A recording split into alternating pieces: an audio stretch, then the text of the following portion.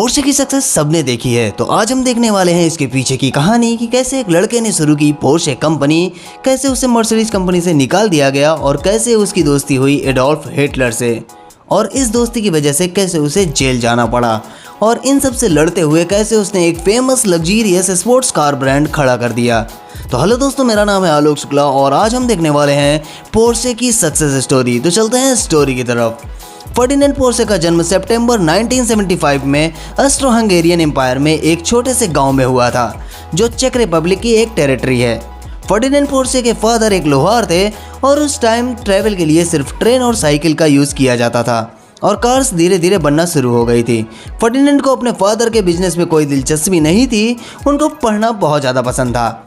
14 साल की उम्र में फर्डिनेंड पोर्शे ने अपने बड़े भाई को खो दिया, जिसकी वजह से पोर्शे को अपनी पढ़ाई को छोड़कर फुल टाइम फादर के साथ काम में लगना पड़ा घर चलाने के लिए, और ये काम उनको बिल्कुल भी पसंद नहीं था। इलेक्ट्रिसिटी उनको बहुत ज़्यादा फैसिनेट करती थी, वो खाली टाइम में उसी के बारे में सोचते थे।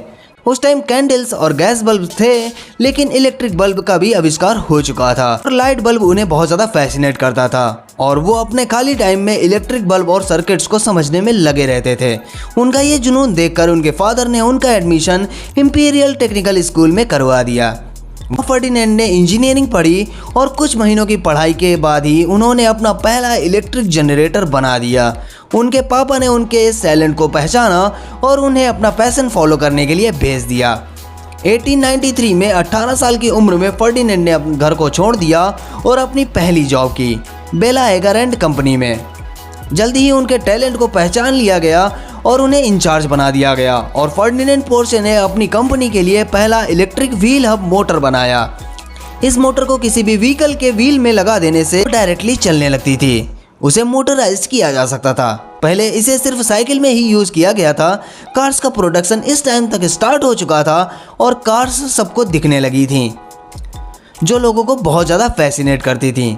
साल बेला एगर कंपनी में काम करने के बाद फर्डिनेंड ने जॉब को स्विच किया और जेकब लोनर एंड कंपनी में काम करने लगे। जेकब लोनर ने अपने कैरेजेस को बनाना बंद कर दिया क्योंकि वो कार्स बनाना चाहते थे, और फर्डिनेंड ने यहाँ पर अपनी इलेक्ट्रिक मोटर का यूज़ किया अपनी फर्स्ट एवर कार बनाने के लिए, पोर्शे P1। पोर्शे P1 एक फुल्ली इलेक्ट्रिक कार थी जिसको लकड़ी से बने कैरेज में बनाया गया था, जिसकी रेंज 49 माइल थी और इसकी top speed 21 mile per hour थी। साल 1900 तक पोर्शे ने अपने कार्स की डिज़ाइन में इम्प्रूवमेंट किए और फिर उन्होंने अपनी कार्स में इंटरनल कंबशन इंजन ऐड किया मोटर को पावर देने के लिए, और फिर बनी वर्ल्ड की पहली gasoline electric hybrid car Lohner Porsche Elektromobil. इस कार ने बहुत सारे मोटर स्पोर्ट्स इवेंट जीते और बहुत सारे ऑस्ट्रियन स्पीड रिकॉर्ड भी तोड़े अपनी 36 माइल पर आवर स्पीड में। कुछ टाइम के बाद लोनर और पोर्शे की पार्टनरशिप खत्म हो गई और डायमर मोटर ने फर्डिनेंड पोर्शे को चीफ डिज़ाइनर रिक्रूट कर लिया। डायमर मोटर जो आगे चलकर मर्सिडीज बेंज के नाम से मशहूर हुई। फर्डिनेंड पोर्शे ने डायमर मोटर के साथ बहुत सारी कार डिज़ाइन की। डायमर मोटर की purely petrol car Austro Daimler Maja बीम फर्डिनेंड पोर्शे ने ही डिज़ाइन की थी 1908 में।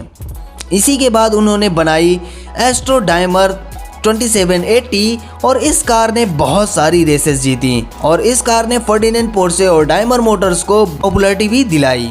इसी के साथ फर्डिनेंड ने बहुत सी कार्स को डिज़ाइन किया।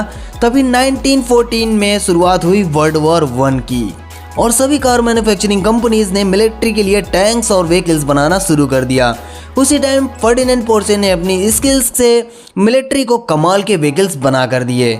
वर्ल्ड वॉर ख़त्म हुई 1918 में और फर्डिनेंड फिर से कार मैन्युफैक्चरिंग में उतरे, और 1922 में उन्होंने एक कमाल की कार बनाई और इसका नाम था एस्ट्रो डायमर साशा। ये अपने टाइम की सबसे फास्ट कार थी। इस कार ने 53 रेसेस में से 43 रेसेस जीती थी। इस कार के बाद फर्डिनेंड पोर्शे को चीफ इंजीनियर बना दिया गया डायमर मोटर में, जो बाद में बेंज कंपनी के साथ मर्ज होकर डायमर बेंज और फिर मर्सिडीज बेंज बन गई। फर्डिनेंड पोर्शे ने मर्सिडीज बेंज एस क्लास और मर्सिडीज बेंज SSK भी डिज़ाइन की थी, और मर्सिडीज बेंज SSK बहुत ज़्यादा पॉपुलर भी हुई थी। कुछ टाइम के बाद फर्डिनेंड पोर्शे और डायमर मोटर के बोर्ड मेंबर्स में कॉन्फ्लिक्ट्स आने शुरू हो गए और फर्डिनेंड पोर्शे ने डायमर मोटर्स को छोड़ दिया। और किसी दूसरी नौकरी के तलाश में निकल पड़े। लेकिन उस टाइम चल रहे इकोनॉमिकल क्राइसिस की वजह से उनको कोई भी जॉब नहीं मिली और उन्होंने अपनी खुद की कार कंपनी स्टार्ट करने का मन बना लिया, पोर्शे GmbH नाम से। और उन्होंने ये कंपनी अपने बेटे फेरी पोर्शे के साथ स्टार्ट की। फेरी को भी कार्स डिज़ाइन और इंजीनियरिंग बहुत पसंद थी। शुरुआत में पोर्शे ने कार कंसल्टेंसी से अपने बिजनेस की शुरुआत की, लेकिन उन्हें कोई भी क्लाइंट्स नहीं मिल रहे थे क्योंकि कंट्री में अभी भी इकोनॉमिकल क्राइसिस चल रहे थे और कंट्री इकोनॉमिकल क्राइसिस से ऊपर नहीं आ पाई थी। ऐसे में कोई भी कार कैसे खरीदता। तभी एक दिन फर्डिनेंड पोर्शे को एक लेटर मिला और इस लेटर ने फर्डिनेंड पोर्शे की ज़िंदगी बदल कर रख दी। तो क्या था इस लेटर में जानेंगे अगले वीडियो में। तो आपको वीडियो पसंद आया हो तो वीडियो को लाइक करो और अपने उन दोस्तों के साथ शेयर करो जिनके साथ आप एक अच्छा बिजनेस शुरू करना चाहते हो। तो मिलते हैं आपसे पोर्शे के अगले पार्ट के साथ, तब तक के लिए बाय बाय।